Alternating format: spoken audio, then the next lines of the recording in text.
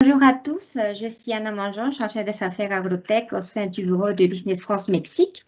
Donc, merci pour nous accompagner dans cette présentation sur le Mexique. Donc, nous allons partager avec vous un peu les résultats de cette étude qui a été réalisée par le bureau de Business France Mexique et aussi en collaboration avec le pôle d'études de Business France basé à Marseille. Donc, plutôt à la demande du ministère de l'Agriculture.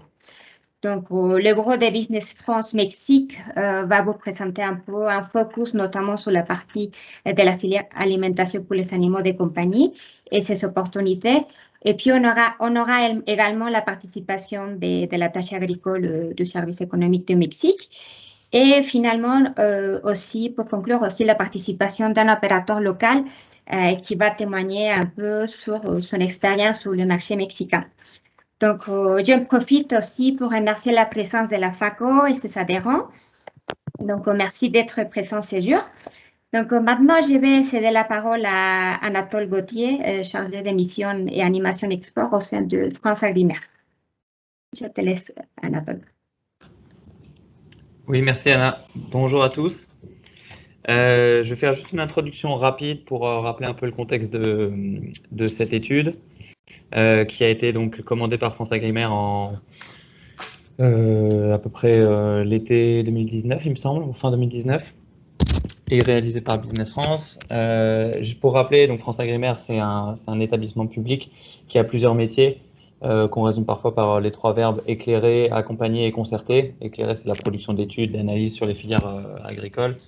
Accompagner, c'est parce que l'établissement verse une partie des aides nationales et des aides de la PAC. Et concerter, donc en fait, c'est la concertation entre l'État et les filières agricoles. Et dans le cadre de ce métier-là, il y a une commission internationale, donc qui est un lieu d'échange, de concertation et d'analyse, qui est animé par France Agrimer et qui rassemble à la fois les administrations et les représentants professionnels de chaque filière. Et cette commission, elle travaille sur tous les sujets relatifs au développement international des filières agricoles et agroalimentaires sur l'export. Et c'est de cette commission que sont découlés un certain nombre de groupes de travail en 2019, et notamment un qui s'appelait le groupe PI et qui visait à tester une méthode d'approche collective des marchés en conduisant des actions, que ce soit de la connaissance, donc des études, mais aussi des opérations collectives de prospection, en rassemblant le plus d'acteurs possible sous l'impulsion des pouvoirs publics et de générer des courants d'affaires entre la France et ces pays qui étaient ciblés. Et dans ce cadre, en 2019, eh ben le Mexique avait été identifié comme un pays pilote, donc un des premiers pays sur lequel on testait cette méthode. Et une des actions qui était prévue sur le Mexique, c'était de réaliser une étude sur sur les attentes des industries agroalimentaires mexicaines et leurs besoins. Donc voilà, aujourd'hui, on va présenter cette étude et plus particulièrement faire un focus sur le pet food. Donc voilà, je ne m'étendrai pas plus. Chez France Agrimer, on a été très satisfait de cette étude, donc on espère qu'elle vous plaira également. Bravo encore donc à Business France pour son travail, que ce soit le bureau Mexique et la supervision depuis la France. On rappellera tous les liens, je pense, en fin de réunion, mais voilà, l'étude est disponible gratuitement sur le site de Business France. Elle est riche, elle est dense. Je pense qu'un opérateur concerné par le Mexique trouvera facilement midi à sa porte s'il est intéressé par le sujet. Donc voilà, bonne présentation à tous et merci pour votre présence.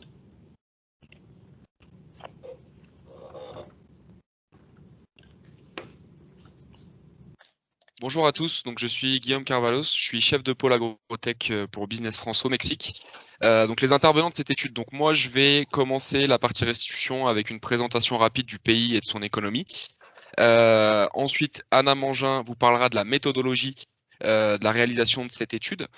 Alicia vous parlera donc des opportunités et donc des résultats réellement de l'étude qui a été réalisée. Et Alexandre Martin, donc conseiller agricole, interviendra sur la partie réglementaire et accès au marché. Donc l'ordre du jour, si tu peux le passer, merci. Donc, comme je vous disais, présentation du pays. Je vous présenterai également quelques bonnes pratiques dans le milieu des affaires ici au Mexique. Ensuite, la méthodologie, le marché de l'alimentation et les opportunités, les recommandations, l'aspect réglementaire et l'accès au marché. Et nous aurons ensuite donc le témoignage de Eduardo Bravo, gerente de ventas de l'Allemand Mexico. Et ensuite, pour terminer, nous aurons une session de questions-réponses d'environ une quinzaine de minutes. Donc, ce que je vous propose, c'est vraiment de poser vos questions tout au long de la présentation dans le chat de cette restitution pour qu'on puisse ensuite y répondre plus rapidement lors de la session de questions-réponses.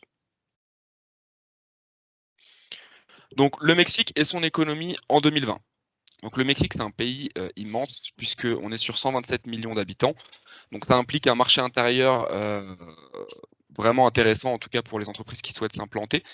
En termes de PIB par habitant, on est sur quasiment 9 900 $ par habitant. En 2020, le PIB a chuté de 9%, donc c'est une des chutes les plus importantes qu'a connu le pays, mais je pense que ce n'est pas le seul pays qui a connu ce type de chute de son économie. Donc au-delà de ça, le Mexique reste la deuxième économie d'Amérique latine, derrière le Brésil, et la 15e économie mondiale en 2020. Donc l'OCDE estime la croissance du PIB à 5% en 2020, donc dû à la réactivation de l'économie et au commerce extérieur. Le commerce extérieur, donc forcément le Mexique, dû à sa proximité avec les États-Unis sont le principal partenaire commercial du pays, avec 4/5 des exportations à destination de ce pays.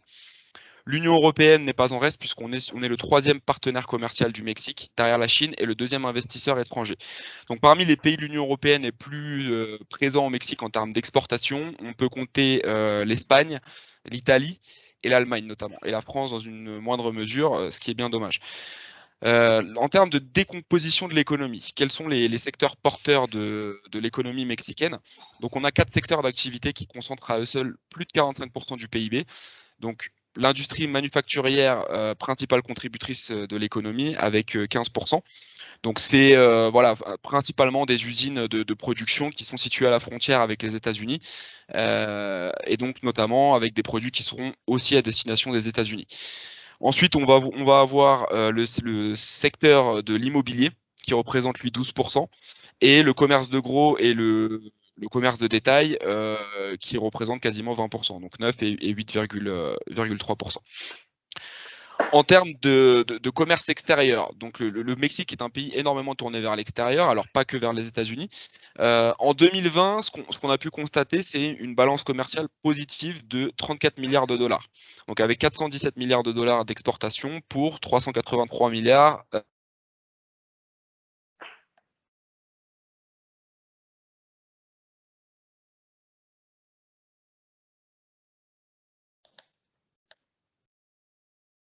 Alors, est-ce que vous nous entendez? Ah, Guillaume, excusez-moi, il j'ai faudrait été que tu coupé. reprennes. Oui, Oui. il y a eu une vingtaine de secondes. Tu as perdu, si tu peux revenir un petit peu en arrière. 15-20 secondes. Ouais. Sur les secteurs d'activité. Oui. D'accord. Donc je disais effectivement, le Mexique, l'économie mexicaine en tout cas, est portée par ces 4 secteurs d'activité qui concentrent à eux seuls plus de 45% du PIB.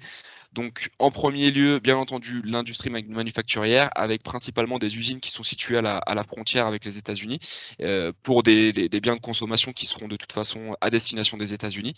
Ensuite, on a également le secteur immobilier qui lui représente 12% de l'économie mexicaine, et le commerce de gros et le commerce de détail qui sont à 9 et 8,3%, donc quasiment 20%. Donc le commerce est également un secteur très important pour l'économie mexicaine.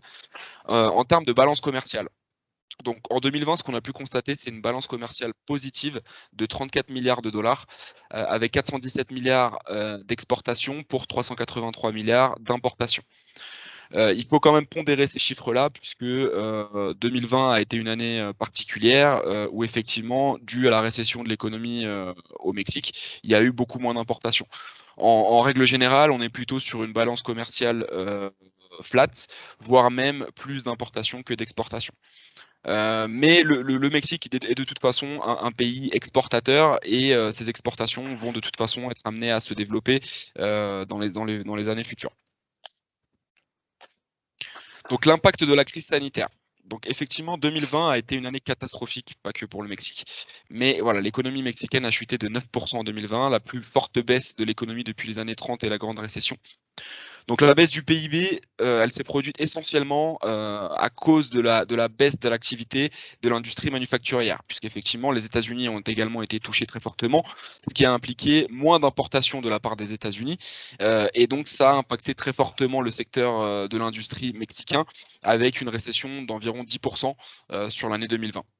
La dette publique en 2020 au Mexique représentait 52,4% du PIB. C'est un chiffre historique, malgré voilà, les dispositions un petit peu d'austérité qui ont été mises en place par le gouvernement. Forcément, il y a eu un impact sur la dette publique qui est passé à 52% du PIB. Donc au pire moment de la pandémie, selon l'INEGI, donc l'Institut statistique mexicain, environ 12 millions de personnes ont quitté la population économiquement active, mais à la fin de l'année, 9,5 millions avaient déjà été réintégrés. Donc ce qu'il faut savoir, c'est que voilà, ce que ces chiffres impliquent, ça veut dire qu'il y a une certaine souplesse sur le marché du travail, que les gens peuvent quitter la population active et la retrouver quelques semaines ou quelques mois plus tard sans trop de difficultés. Et donc, à la fin de l'année, ça a été un petit peu la reprise de certains secteurs de l'économie, ce qui a permis voilà, de réintégrer des personnes sur le marché du travail. En parlant du marché du travail au Mexique, il est important aussi de savoir qu'environ 50% de l'économie est une économie informelle. Donc cela signifie que ce sont des gens qu'on va trouver sur des points pour des ventes de tacos ou de la vente de rue. Voilà, ce sont des gens qui sont pas dans des entreprises qui sont enregistrées et ça représente 50% de l'économie mexicaine. Donc c'est juste très important à savoir quand on parle de l'économie du Mexique. Les tendances de consommation qu'on a pu constater pendant cette crise sanitaire, c'est que le consommateur mexicain s'est recentré sur les produits basiques et nécessaires pour couvrir ses besoins de base, laissant de côté les catégories non essentielles. Donc tout ce qui va être considéré comme du luxe ou du bien-être a été mis de côté. Donc on a constaté aussi une baisse du panier moyen. Voilà. Les Mexicains se sont concentrés de manière générale sur des produits plus basiques. Les ventes en ligne se sont énormément développées pour atteindre 10% de part de marché en 2020. Donc avant la pandémie, le commerce électronique n'était pas forcément très développé au Mexique. Et cette pandémie a permis à ce secteur, en tout cas, de se développer. Et 81% des consommateurs mexicains ont changé de magasin ou de marque qu'ils consommaient avant la pandémie. Donc il y a eu un énorme impact sur la fidélité des consommateurs, que ce soit aux enseignes ou que ce soit aux produits. Donc le guide des bonnes pratiques pour faire des affaires au Mexique. Ce qu'il faut savoir, c'est que le Mexique est un pays latin, comme tous les autres pays d'Amérique latine, et donc il y a un besoin de présentiel et de se voir en physique. Donc les rencontres en présentiel, elles sont privilégiées et appréciées, même si pendant cette pandémie, on a su s'adapter et voilà, au Mexique, il y a eu énormément de réunions digitales. Voilà, on a su s'adapter par rapport aux contraintes sanitaires, mais de manière générale, si on veut faire des affaires au Mexique, il est vraiment fortement recommandé de se déplacer et de rencontrer ses interlocuteurs. Pourquoi c'est recommandé et c'est apprécié par les Mexicains? Parce que dans les affaires au Mexique, la frontière entre le personnel et le professionnel, elle est assez floue. Il ne va pas être rare que lors d'un rendez-vous professionnel, il y ait 10 minutes qui soient consacrées à votre vie personnelle, donc savoir si vous avez des enfants, si vous êtes marié, si vous avez un chien, quelles sont vos activités favorites. Voilà, ça fait partie un petit peu du protocole et c'est comme ça que ça fonctionne ici. On a une frontière qui est assez floue entre le personnel et le professionnel. Et ça, c'est vraiment le point essentiel pour comprendre le milieu des affaires au Mexique, c'est que les relations interpersonnelles, elles jouent un rôle extrêmement important. Dans les faits, comment ça se traduit? Ça se traduit par le fait que si vous avez une très bonne relation avec un partenaire commercial et que vous appelez régulièrement, que vous entendez bien, que vous devenez même amis, il est fort probable que dans votre relation commerciale, vous soyez privilégié, même si votre offre commerciale n'est pas nécessairement à la hauteur de d'autres offres que votre partenaire a pu recevoir. Cette relation interpersonnelle que vous pouvez entretenir avec lui va peut-être vous permettre, en tout cas, de maintenir ces relations commerciales avec vos partenaires. Donc ça, c'est vraiment un point essentiel, un point clé pour les relations d'affaires au Mexique, c'est il faut garder le contact, il faut faire du networking, il faut s'appeler assez régulièrement pour maintenir le contact. Ça vous permettra effectivement de garder vos relations commerciales et de continuer à faire des affaires avec vos partenaires. En termes de titres professionnels, c'est assez étrange pour nous, les Européens, mais au Mexique, on appelle nos contacts par leur titre professionnel. Selon le niveau d'études et selon le poste occupé, on va appeler les gens ingeniero, donc ingénieur, ou licenciado, donc licencié. Voilà, ça c'est très important également, c'est une marque de respect et ça fait partie également des us et coutumes utilisés au Mexique. Donc si vous avez connaissance du titre de votre contact, il est fortement recommandé de l'appeler par son titre, ce sera également apprécié. Le code vestimentaire, il est plutôt formel. Donc, lors d'un rendez-vous professionnel, on va plutôt recommander le tailleur pour les femmes et le costume cravate pour les hommes. Et la hiérarchie est particulièrement importante. Donc on est vraiment sur un mode de management plutôt horizontal où il est indispensable de parler avec le décisionnaire puisqu'en général les décisions se prennent tout en haut de la chaîne hiérarchique. La ponctualité, elle est appréciée par les Mexicains, même s'ils sont plutôt souples sur la gestion du temps. La ponctualité, d'ailleurs, c'est un trait de caractère qui a été identifié par les Mexicains chez les Français. Donc si vous l'appliquez, ce sera vu d'un très bon œil et ce sera apprécié par vos contacts. Et en termes de rendez-vous, donc il est conseillé de planifier les rendez-vous à l'avance et de les confirmer par téléphone ou par mail un peu avant pour éviter d'avoir des annulations de dernière minute et pour bien rester dans l'agenda de votre contact. Donc je vais maintenant passer la parole à Anna qui va vous parler de la méthodologie de la réalisation de l'étude. Merci Guillaume. Donc, en parlant de la méthodologie utilisée pour la réalisation de cette étude, donc, on a interrogé à 10 opérateurs de la filière pet food présents sur plusieurs villes de Mexico, du Mexique. Notamment, on peut mentionner la ville de Mexico, el Estado de México, Aguascalientes, Querétaro et Guanajuato. Donc, en fait, la production de pet food, ça se fait dans cette région-là qu'on appelle, nous, la région del Bajío. Comme vous pouvez regarder dans la carte du Mexique, donc c'est la zone centrale du pays.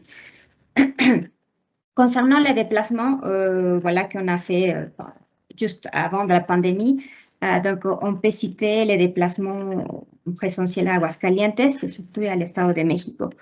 Donc, il faut dire que 3 sur 10 questionnaires soumis aux opérateurs mexicains s'étaient faits voilà, sur le présentiel. Et 16 sur 10, c'était soit en visioconférence, soit en téléphonie. Donc, pour nous, si vous voulez un gros défi, c'était justement de demander cette ouverture auprès des Mexicains dans le contexte Covid, parce que comme disait mon collègue Guillaume, c'est très important, voilà, les rencontres, voilà, au niveau culturel. Mais malgré tout, les Mexicains ont su s'adapter à les circonstances et donc, voilà, ils sont restés plutôt ouverts et donc, surtout, ils ont bien compris l'enjeu de cette étude. Donc, voilà, ça, il faut le mentionner. Ensuite, Business France approche aussi des associations et des organisations selon les différentes filières traitées. Donc, pour avoir déjà un état des lieux, connaître les enjeux de la filière et aussi, surtout, identifier toutes les possibles besoins qu'il pouvait y avoir dans les différentes sociétés qu'on a interrogées. Donc, voilà. Donc, voilà, c'est le cas en fait del Consejo Nacional de Fabricantes de Alimento Balanceado et de la Nutrition Animal, la CONAFAB, de manière plus particulière, voilà, sa division à mascotas pour tout ce que c'est le pet food. Donc, voilà pour la...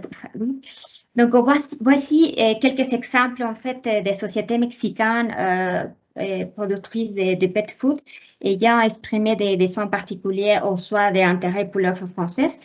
On peut mentionner Nutres, qui est une société de taille intermédiaire avec une production entre 8 000 et 10 000 tonnes mensuelles. Donc, en fait, ils sont présents sur les segments d'alimentation sèche, humide, et les friandises et des compléments sous des formes de sauce. Aussi, sur les produits recherchés, ils sont mentionnés un peu les intrants, les machines et l'équipement. Ensuite, il y a la société Hilsa. En fait, c'est une société de taille petite. Son volume est à peu près de 30 tonnes par mois. Donc, voilà, ils font la production de pet food qui est sous-traitée. Ils sont présents sur les segments de l'alimentation sèche. Et les produits recherchés sont surtout des ingrédients, équipements et technologies pour la nouvelle usine qu'ils sont en train de construire. Après, ensuite, il y a la société Alvapesa. C'est une société de taille intermédiaire. Donc, ils sont à peu près en production entre 8 000 et 12 000 tonnes par mois. Donc, ils sont présents sur les segments de l'alimentation sèche aussi. Donc, les produits recherchés, ils sont mentionnés un peu pareil, l'aliment humide, les friandises et les machineries. Enfin, finalement, bon, on a la société Vimifo, qui est une société de grande taille. Donc, en fait, Vimifo se positionne voilà, comme la 7e société du secteur du pétrole au Mexique. Donc, ce groupe se concentre surtout sur tout ce que c'est l'innovation dans la nutrition animale et de manière particulière autour des thématiques plutôt liées à l'immunité, la digestion et la santé animale. Et aussi, les produits qu'ils recherchent sont plutôt alimentation humide et surtout les équipements pour la instruction. Donc, maintenant, je vais passer la parole à ma collègue Alicia Paris, qui va parler un peu sur les macros dans le secteur des pétrole. Merci. Merci Anna pour le passage de relais. Donc, je vais vous présenter à présent rapidement la filière pet food au Mexique dans sa globalité et je terminerai par les conclusions précises en termes d'opportunités que nous avons pu dégager de l'étude et des différents entretiens que nous avons menés auprès des professionnels de la filière et des interprofessions. Donc, la filière de l'alimentation animale au Mexique est une filière importante de l'industrie mexicaine. Le Mexique est en effet le 3e producteur mondial d'alimentation animale. Mais ce volume est drivé principalement par l'alimentation destinée aux animaux d'élevage et en bien moindre mesure par l'alimentation destinée de compagnie, qui ne représente qu'environ 2 à 3% de la production totale d'alimentation animale. Cependant, le segment de pet food au sein de la globale de l'alimentation animale est le segment qui a la croissance la plus élevée est maintenue sur le.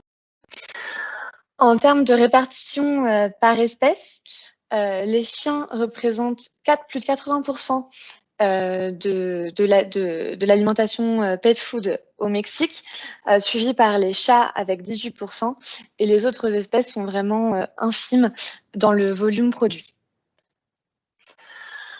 Le marché du pet food du coup au Mexique, donc plus de 70% des foyers mexicains ont un animal de compagnie auquel ils dédient un budget assez conséquent puisque la taille du marché pet food au Mexique représente plus de 2,1 milliards de dollars et une croissance moyenne depuis 2015, donc sur les 5 dernières années, de près de 5%, ce qui est considérable sur le marché.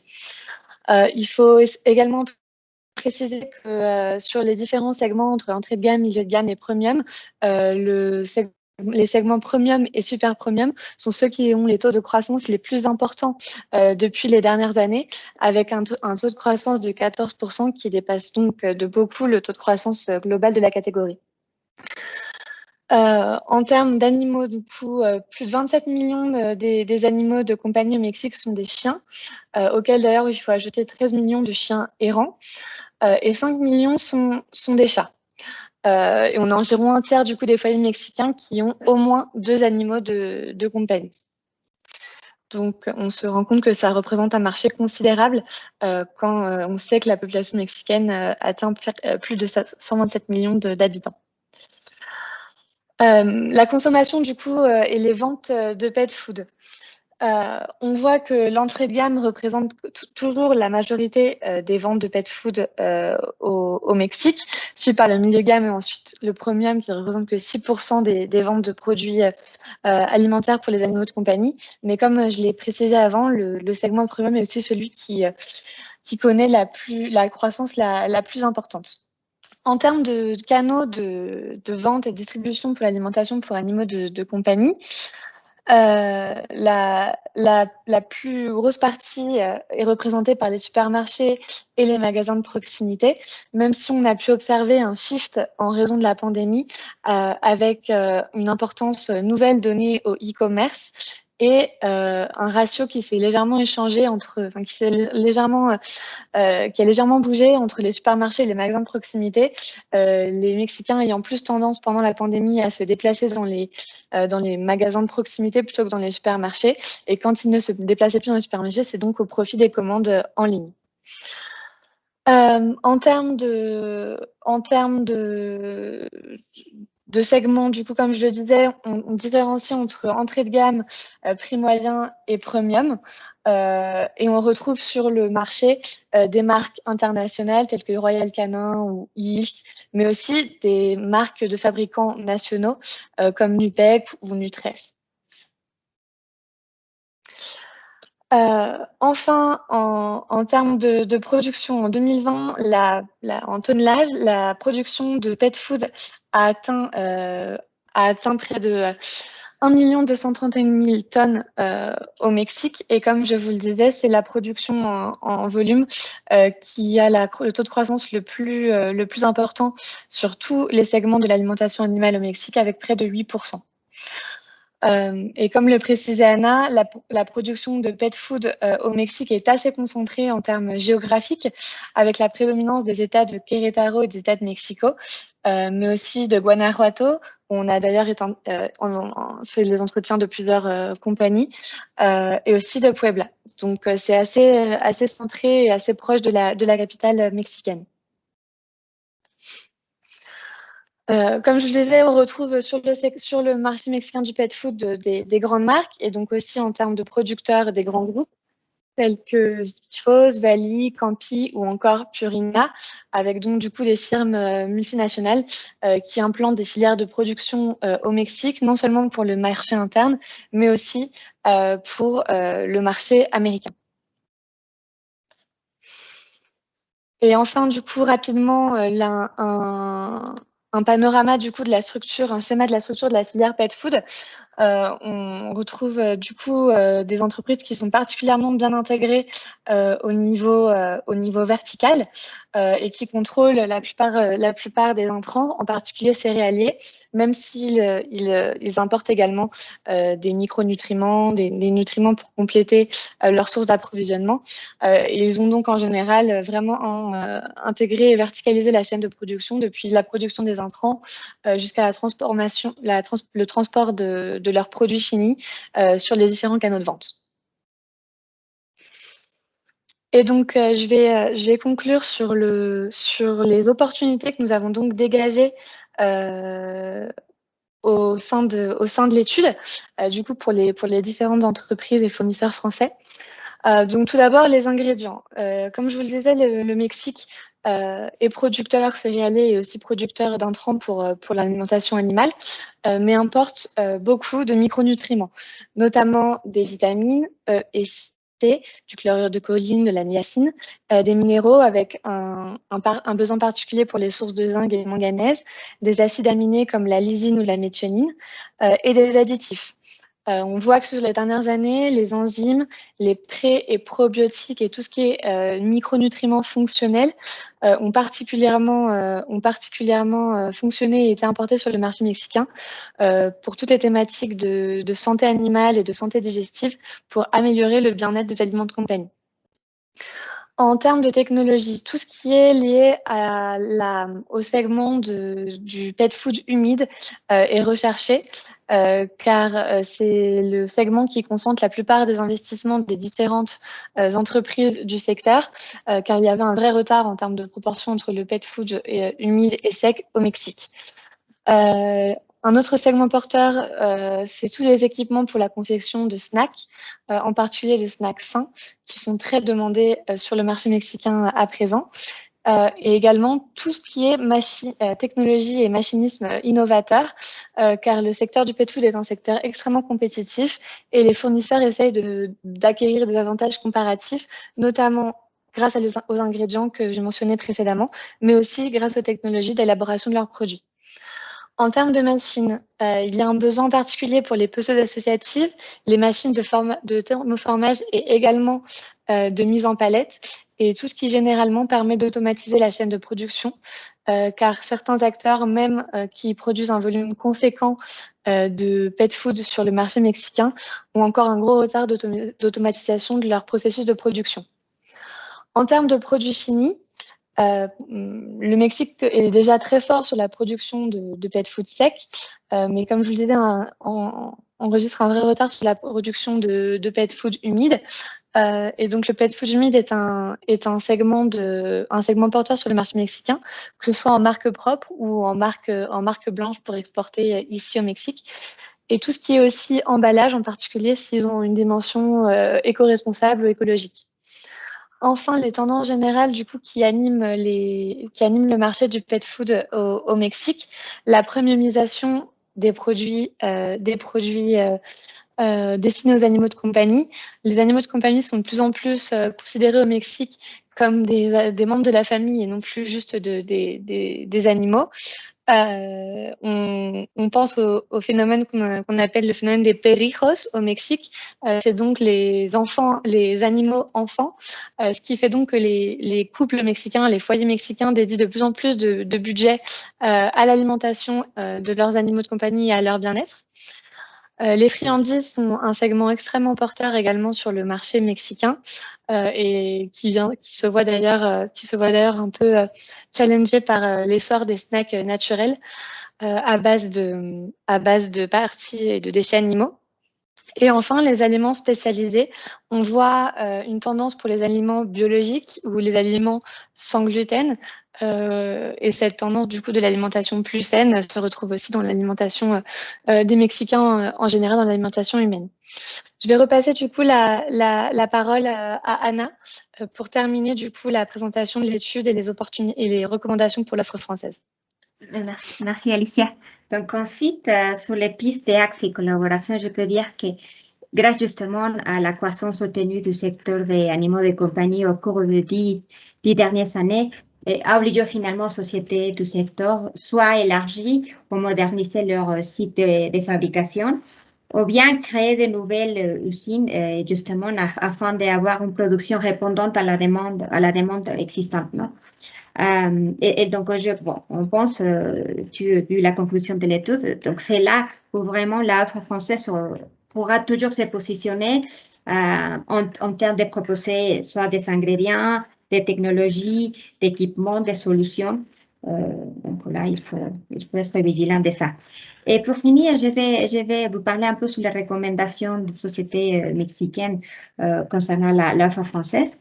Donc, de manière générale, ils recommandent de travailler sur la visibilité de l'offre française. Donc, c'est vrai qu'il y a une méconnaissance sur les atouts, les avantages de l'offre française. Aussi, le prix, c'est très important. Donc, ils considèrent que les prix français sont un peu élevés par rapport à l'offre qu'il y a au Mexique. Donc, il faut penser à ça et rentrer dans les marchés avec des prix plutôt compétitifs. Surtout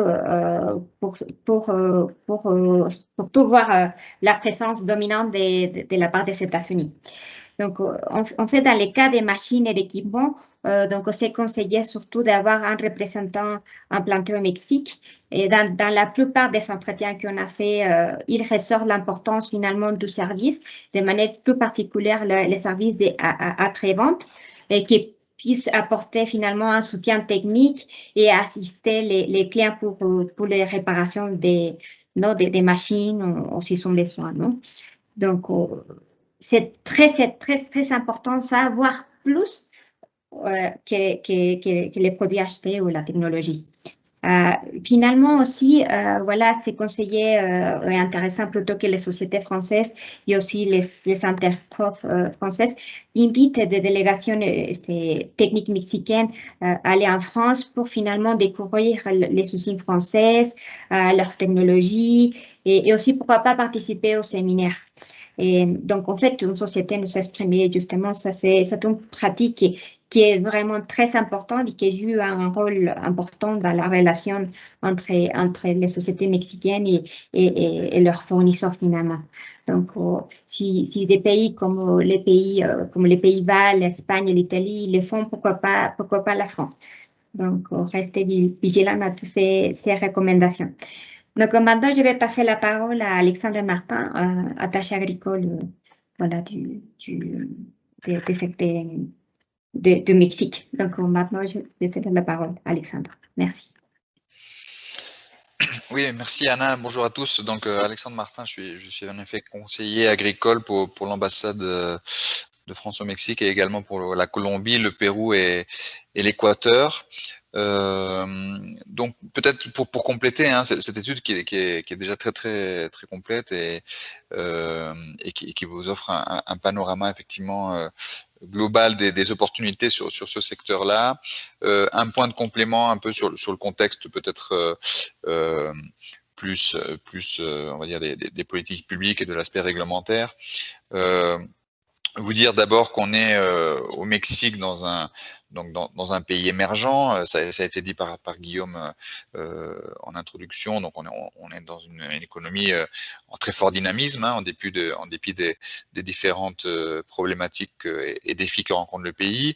On est dans un pays qui est globalement, historiquement, traditionnellement ouvert.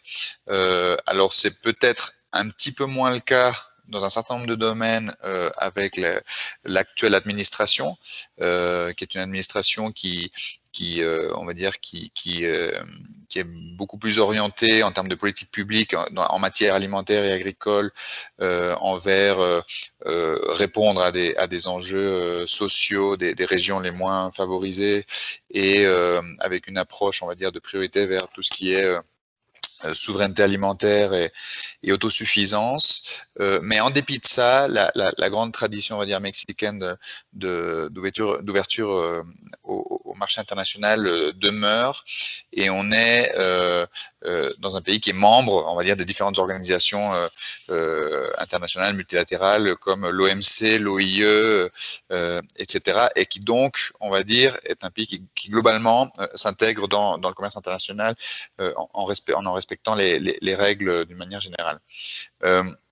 On a l'autre élément important, c'est que on a on va dire un cadre normatif qui est extrêmement influencé et imprégné, on va dire, de ce qui découle de l'intégration économique du Mexique avec ses voisins du Nord, donc les États-Unis et le Canada.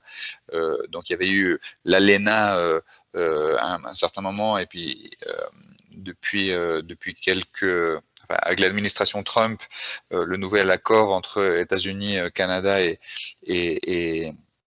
Mexique, qui a été récemment mis en œuvre, renforce, on va dire, ces liens économiques avec de cette zone-là et cette intégration économique. Et au-delà des flux que cela peut permettre, on disait, c'était évoqué tout à l'heure, de nombreuses entreprises s'implantent au Mexique aussi pour bénéficier de ce marché-là.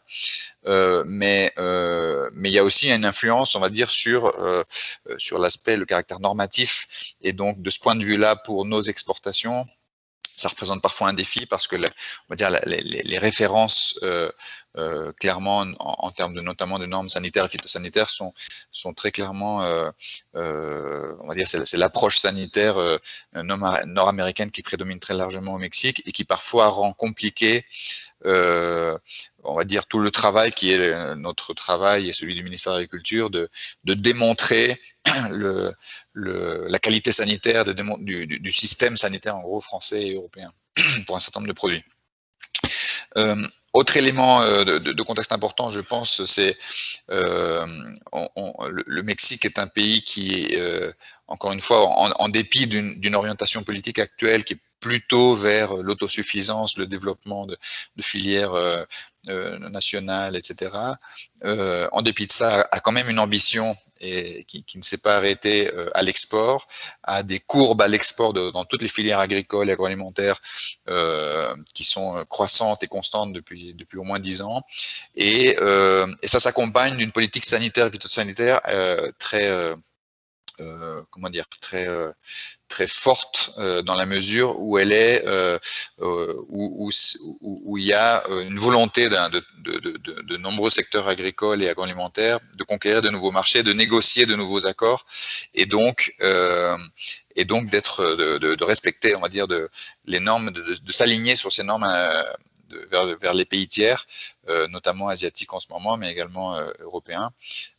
Et donc on a avec cette volonté de répondre à des marchés de tiers, on va dire une très forte attention à ne pas, à travers des importations, importer des maladies, qu'elles soient végétales ou animales, ou des parasites qui puissent, dont le Mexique est indemne. Et le Mexique se targue d'être, ou est très fier, on va dire, d'être indemne de toute une série de maladies animales ou végétales. Et donc cela explique en fait aussi une certaine exigence du point de vue sanitaire qui peut parfois être une difficulté supplémentaire à nos exportations, ou un défi en tout cas pour ceux qui auront à négocier cela. Disons de manière plus concrète pour nous, tous les marchés, on va dire, d'exportation français et européens sont soumis pour chaque produit, vraiment chaque produit au sens de la nomenclature doit avoir un certificat sanitaire qui est négocié entre les deux autorités et dans lesquels sont, on va dire, incluses toutes les exigences sanitaires que le Mexique demande. Donc cela fait à chaque fois l'objet de des négociations qui sont relativement longues et peut-être encore plus longues récemment parce qu'il y a eu dans l'administration actuelle aussi de fortes coupes budgétaires, on va dire, sur les moyens des staffs des autorités sanitaires qui s'en occupent. Donc ce sont des négociations assez longues, mais sur lesquelles on a déjà toute une série de produits qui bénéficient de ce certificat sanitaire. Donc une fois qu'ils sont en place, en général, ça fonctionne assez bien. Il peut y avoir un certain nombre de freins aux douanes parfois, mais bon, il existe des mécanismes pour pouvoir les contourner ou les gérer. Il est souvent recommandé pour les aspects plus strictement douaniers de se faire accompagner lorsqu'une entreprise met en place des flux commerciaux. Mais globalement, le principal obstacle, en tout cas au départ, c'est de pouvoir bénéficier d'un certificat sanitaire. Et à celui-ci s'accompagne, en tout cas pour les productions animales, comme ça peut être le cas notamment du pet food ou des protéines animales transformées, d'une exigence d'agrément des établissements producteurs ou qui fournissent la matière première. Et ces agréments font partie un petit peu des difficultés qu'on peut rencontrer parfois, à la fois parce que c'est un processus assez lourd. Dans certains cas, il y a besoin de recevoir des audits de la part des autorités mexicaines. Et puis surtout, c'est un processus qui, en particulier pour ce qui concerne les protéines animales transformées, est assez long en termes de processus, et puis surtout a une obligation de fréquence annuelle, ce qui nous amène à avoir été alerté par plusieurs entreprises et puis par la FACO également, et on est en train de travailler à la manière dont on pourrait négocier un assouplissement un petit peu de ces mesures-là. Il faut qu'on arrive à proposer des alternatives peut-être aux autorités sanitaires mexicaines pour faciliter, on va dire, un peu ces procédures qui sont complexes et qui parfois menacent un petit peu les flux commerciaux, ou de les voir s'interrompre pour des questions de délai dépassé. Mais globalement, sur ces productions-là, les flux existent, les certificats sanitaires sont en place, et sous réserve d'améliorer un petit peu, ou de faciliter un peu ces procédures, on va dire que les marchés sont ouverts. Et simplement, peut-être rajouter un élément, c'est que d'une manière générale, le contexte de ce commerce entre la France et le Mexique est on va dire, s'inscrit dans le cadre d'un accord commercial entre l'UE et le Mexique qui est déjà en place, mais dont la modernisation a fait l'objet d'une négociation dans les dernières années. Aujourd'hui, cette négociation est terminée. Elle est aujourd'hui dans une phase de ratification. Donc cet accord modernisé entre l'UE et le Mexique devrait être soumis à un moment donné dans les prochains mois au Parlement de part et d'autre. Et c'est un accord dont il a été déjà dont on a, on va dire, analyser un petit peu les opportunités en matière d'export, qui va favoriser toute une série de secteurs qui aujourd'hui se voyaient taxés, et qui va aussi, en particulier sur les aspects sanitaires, devrait aussi permettre d'avancer sur la manière dont l'Union européenne, dont le Mexique peut reconnaître certaines approches sanitaires de l'Union européenne, comme par exemple le pré-listing, c'est-à-dire le fait qu'un nouvel établissement puisse de manière un peu plus facile et automatique se rajouter dans la liste des établissements autorisés à exporter. Donc on a sur le jour où cet accord pourra être mis en œuvre, on devrait pouvoir aussi, on va dire, faciliter un peu ce commerce entre la France et le Mexique sur nos produits agricoles et alimentaires. Voilà, j'en reste là et à disposition pour répondre à des questions.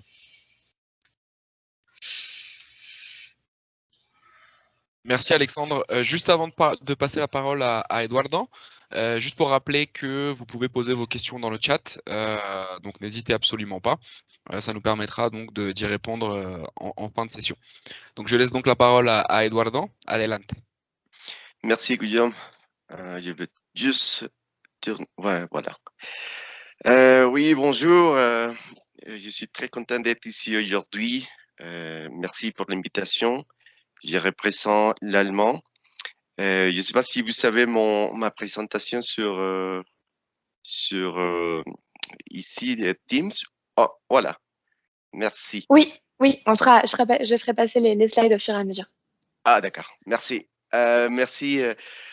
Est-ce qu'on peut avancer un peu pour la prochaine, s'il vous plaît? Ouais, voilà. Merci. Donc, comme une petite introduction rapide, je représente l'allemand. L'allemand, c'est un groupe mondial, international, qui fait la production de levures inactives. Bon, comme groupe, on fait la production de levures, des bactéries et des ingrédients dérivés. Comme groupe, nous avons 12 divisions commerciales. Moi, je représente Bioingrédients. C'est la division qui produit de la levure inactive, des extraits de levure et des fractions de levure de la cellule. Donc, avec ça, on a des applications différentes, principalement dans les aliments, la biotechnologie, pet food et surtout les aliments fonctionnels. Donc, comme un groupe, nous avons la présence par tout le monde, mais comme division bioingrédients, nous avons la présence au Canada, aux États-Unis, en Estonie, au Danemark et la Slovaquie en façon des usines.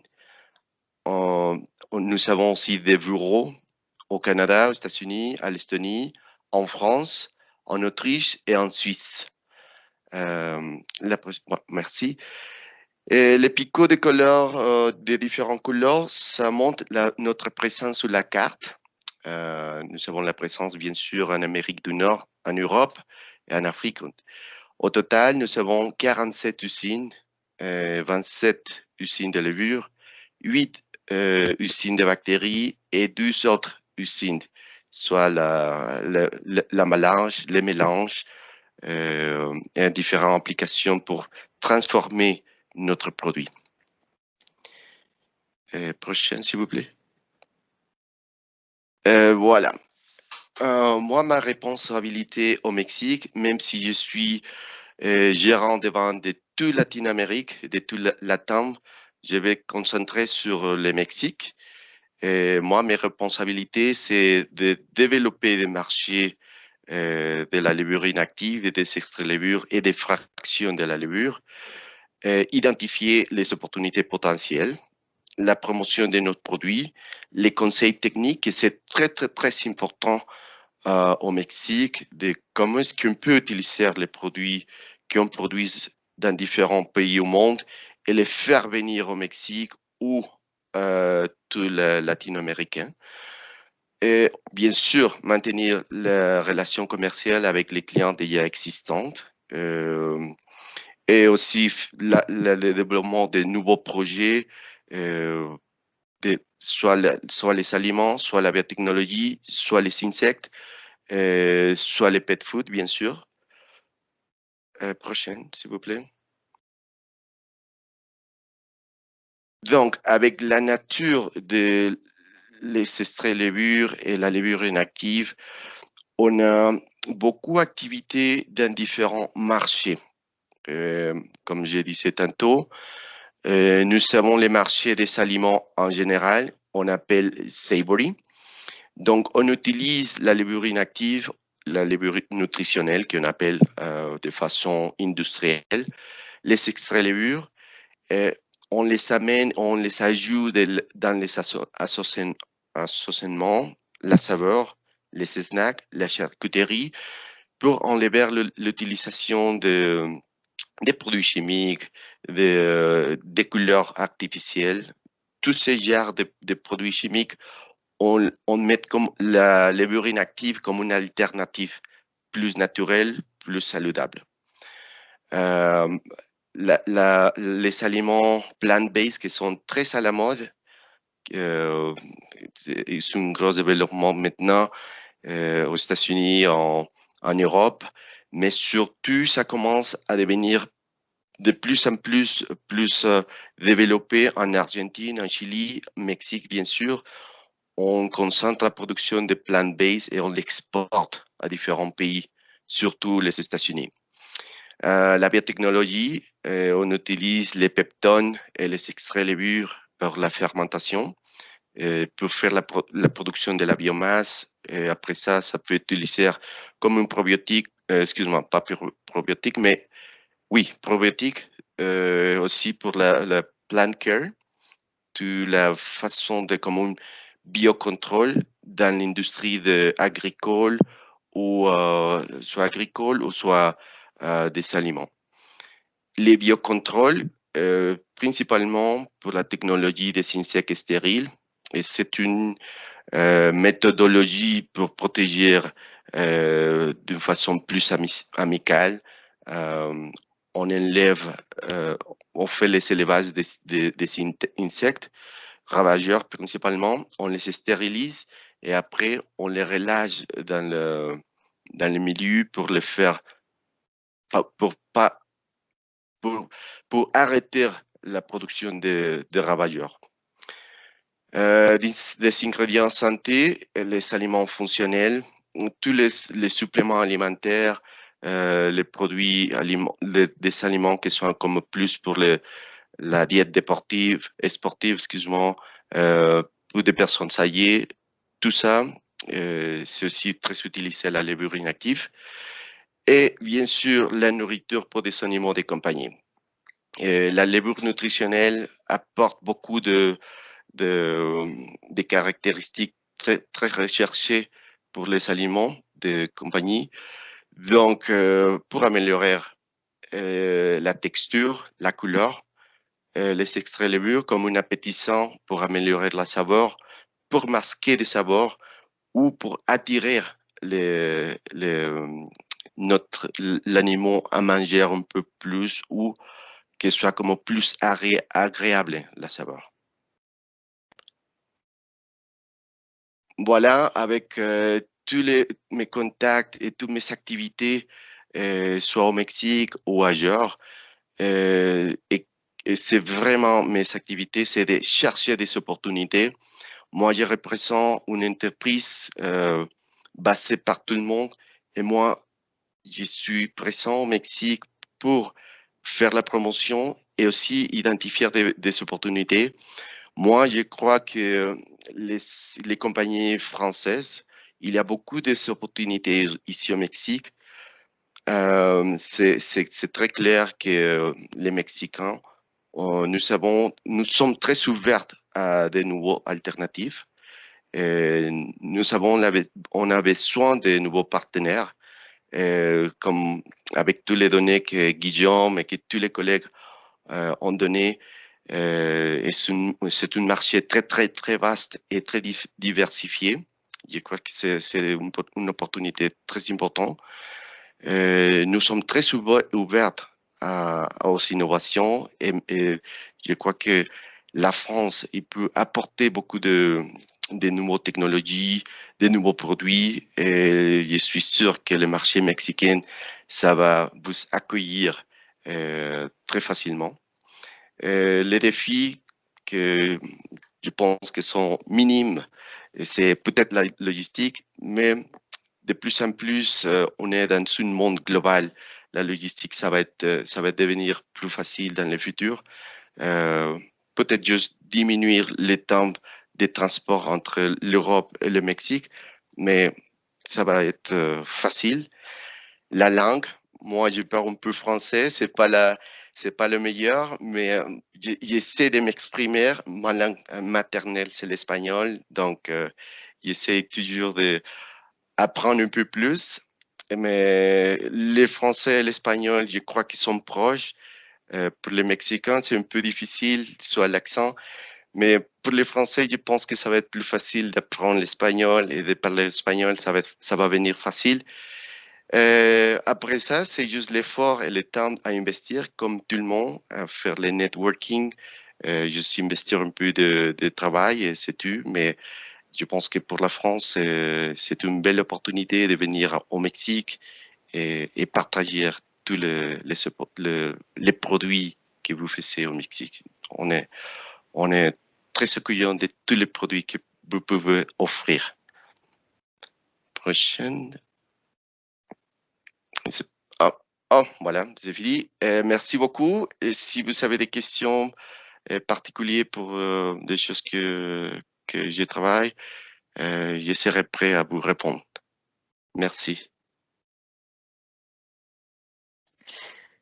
Merci beaucoup Eduardo pour votre intervention et ces éléments très intéressants sur le marché et la place de l'allemand comme fournisseur d'ingrédients pour le marché pet food. Du coup, on va passer à la session de questions-réponses. Pour le moment, on en a seulement une. Quels sont les exemples de distributeurs mexicains intéressés par des produits finis et des agences mexicaines pouvant accompagner les exportateurs dans leur démarche douanière? Donc, Anna, je vais te laisser répondre à la question. Oui, merci Alicia. Et donc, en fait, bon, même si c'était vraiment le corps de l'étude, c'était les grands groupes mexicains, par d'expérience, voilà, il a des chaînes plutôt spécialisées dans les pet food, dans les animaux de compagnie. Donc, juste comme exemple, on peut mentionner la chaîne Mascota ou le magasin Pet & Go, non, qui sont toujours à la recherche de nouveaux produits et surtout qu'ils connaissent bien, qu'ils connaissent, les produits français sont bien perçus. Donc, voilà, ça sera plutôt les interlocuteurs qui seront plutôt intéressés par l'offre française des produits finis. Et concernant la deuxième question, sur les aspects plutôt des douanières et tout ça, donc Business France, on est là pour vous aider vraiment dans la démarche à l'international. Donc, justement, on fait la mise en relation avec les possibles partenaires au Mexique. Et donc, voilà, de trouver un bon partenaire, un importateur, et que lui, il puisse faire, en fait, en collaboration avec la société en question, la société française, faire toute la démarche à l'importation. Donc, voilà. Merci beaucoup, Anna. Est-ce qu'il y aurait d'autres questions, d'autres réactions par rapport à la présentation?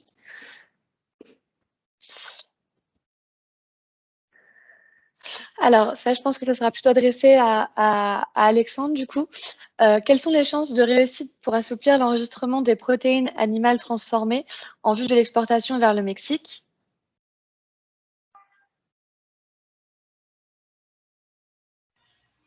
Oui. Alors, c'est difficile toujours de faire des pronostics. Ce qui a été discuté, d'abord, on a eu un échange récemment avec avec la FACO et France Agrimaire pour bien mettre au clair un peu, et la DGAL, pardon, et pour mettre un peu au clair quelle était la situation et de quelle manière nous souhaitions procéder. Un des éléments importants, c'est que ce sont des, on va dire, ces processus sont dictés par des exigences qui sont relativement anciennes, qui ont été négociées à l'époque dans le cadre du certificat sanitaire, et qu'il est bon, dont on ne peut pas savoir aujourd'hui dans quelle mesure elles peuvent être assouplies, mais on a quelques pistes éventuellement alternatives à proposer. Ce qui nous semblait important, c'est de pouvoir d'abord le discuter avec les autres États membres de l'Union européenne, parce qu'on sait qu'il y a plusieurs pays qui exportent des protéines animales transformées, et avec disons le fait de discuter en tant qu'Union européenne, évidemment, constitue une force pour ces négociations sanitaires. Contrairement à d'autres pays, comme par exemple la Colombie, que je suis également, le Mexique a plutôt tendance à vouloir discuter avec chacun des pays et à vouloir, disons, faire des exigences au cas par cas, pays par pays, ce qui rend un peu plus difficile la chose. Donc nous, on a plutôt tendance à chaque fois que l'on peut et que c'est nécessaire entre guillemets de discuter en groupe et de le faire au nom de l'Union européenne à plusieurs États membres. Donc on va d'abord chercher cette approche-là.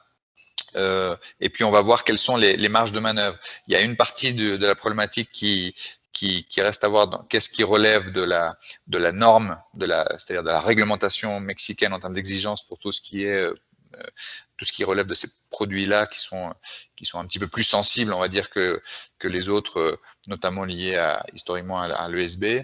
On pense, nous, qu'on pourrait les assouplir, mais si ça relève de la négociation, on va dire, bilatérale, il y aura plus de marge de manœuvre que si ça relève d'une réglementation qui s'applique on va dire, à toutes leurs importations mexicaines. Donc ça, c'est des choses qu'on est en train de regarder. Et puis après, il faut qu'on puisse comparer, si jamais la discussion peut se faire, qu'on puisse tester, on va dire, différentes options entre, par exemple, discuter sur la fréquence de ces agréments ou sur le processus lui-même, en prenant d'autres modèles et d'autres manières de procéder. Donc voilà un petit peu les étapes. Je ne peux pas vous dire quelles sont les chances d'aboutir, parce que par définition, ce n'est jamais su à l'avance. Mais il y a bien un enjeu de discuter ça. C'est bien sur la table et c'est bien priorisé chez nous, et avec une approche qui d'abord, on va dire, implique le fait de bien discuter avec nos collègues des autres États membres et avec la Commission européenne et la délégation de l'Union européenne ici pour trouver la bonne approche. Voilà. Merci Alexandre pour ces éléments de réponse. Si du coup il y a les aliments pet food contenant des protéines de ruminants sont-ils autorisés à l'exportation vers le Mexique? Donc peut-être encore une fois pour Alexandre, en termes de réglementation et d'accès au marché, si tu as les éléments pour répondre à cette question. Alors je l'ai pas en tête, pour être franc. Il faudrait que je vérifie ça dans les conditions d'export, mais je peux avec plaisir vous répondre à la question si vous me la mettez par mail. Je peux vous y répondre en regardant un petit peu. Ouais. Bon, Benjamin nous répond que non, donc il a l'air d'être au courant sur le Très sujet. Bien. Après, s'il y a besoin d'un complément d'information, évidemment, Alexandre, comme nous aussi chez Business France, nous maintenons à la disposition pour faire le petit complément de recherche pour répondre. S'il n'y a plus d'autres questions, on va clôturer la restitution. Et comme je vous le disais, si des questions surgissent par la suite, vous pouvez évidemment nous joindre par mail pour nous les poser. Et je vais laisser Guillaume conclure.